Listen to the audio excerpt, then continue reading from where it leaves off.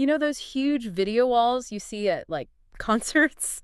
Or those command centers in movies with 50 screens all showing different things? The ones that look like they belong in a spy movie, yeah. Exactly. It always looks so seamless.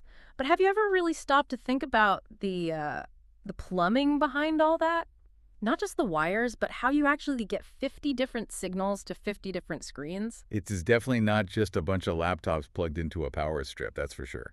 That's where this kind of hidden hardware comes in. Right. So today we're pulling back the curtain on one of those hidden pieces. We are looking at the Kramer HDCP-OUT8-F64. Which is an 8-channel DVI output card. An output card is the key phrase there, isn't it? It really is. This isn't something you just buy on its own. It's a piece of a much, much bigger puzzle. Okay, let's unpack that. Because when I first saw this thing, it just looks like a green circuit board with a metal plate. You can't just, plug this into the wall. No, not at all. This card is designed to slide into a very specific beast of a machine. It's called the VS6464 series. The VS6464. Which is the official name is a modular multi-format digital matrix switcher. That is a mouthful. It is. But think of the chassis, the main box, as a giant empty motherboard. By itself, it does nothing. It's just a frame. You have to slot in cards, like this Kramer one, to give it any capabilities. So it's kind of like building a custom PC, but for, like, professional video. That's a great way to think about it. If you need 8 more screens, you don't buy a whole new machine. You just slide this card in, tighten 2 little screws, and bam!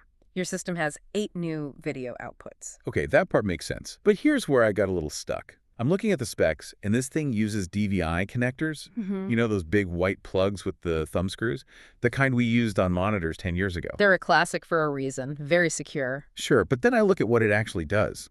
The spec sheet says it supports HDMI signals, it handles 3D pass-through, and it's fully HDCP compliant. All modern features. Exactly. Those are all modern HDMI things. So how is it pushing, like, 3D video through a plug from 2005? Ah, that is the really cool part. See, we tend to judge technology by the shape of the plug, right? I guess so, yeah. But underneath, DVI and HDMI, they basically speak the same language. It's a protocol called TMDS. TMDS? Yeah. Transition minimized differential signaling? Yeah. It sounds super complex, but it's just the way the ones and zeros travel down the wire.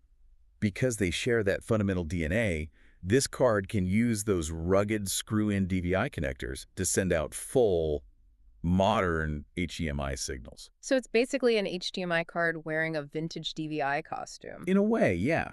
And it's doing it at a pretty good speed. We're talking 2.25 gigabits per second per channel. Is that fast? I mean, what does that translate to? For this kind of work, yes. It adds up to a max data rate of 6.75 gigabits per second. It'll handle 1080p at 60 frames a second without breaking a sweat. Physically, though, this thing is tiny. It's, 19 centimeters by 13 centimeters, like a small paperback book? Right. But then I saw the power draw, 23 watts. That caught your eye, huh? It did. 23 watts for a single card seems kind of high. My phone charger uses less than that. But you have to remember what it's actively doing.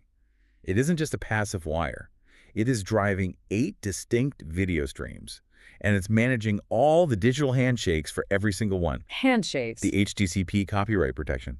Every time a display connects, the card has to verify it. Are you allowed to show this content?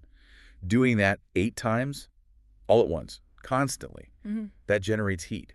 That 23 watts is really the energy cost of reliability. Which would explain the operating temperature. It's rated up to 40 degrees Celsius. It's 104 Fahrenheit. Yeah, so it's built to sit in a hot server rack and just work. Exactly. And that reliability, that is what you're actually paying for. Okay, speaking of paying, I was waiting for this. I checked the listing on HDTVSUPPLY.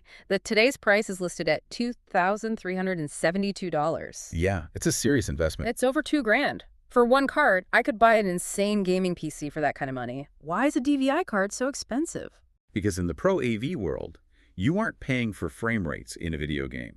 You're paying for insurance. Insurance? How so? Well, imagine you're running a hospital monitoring system or a major security center.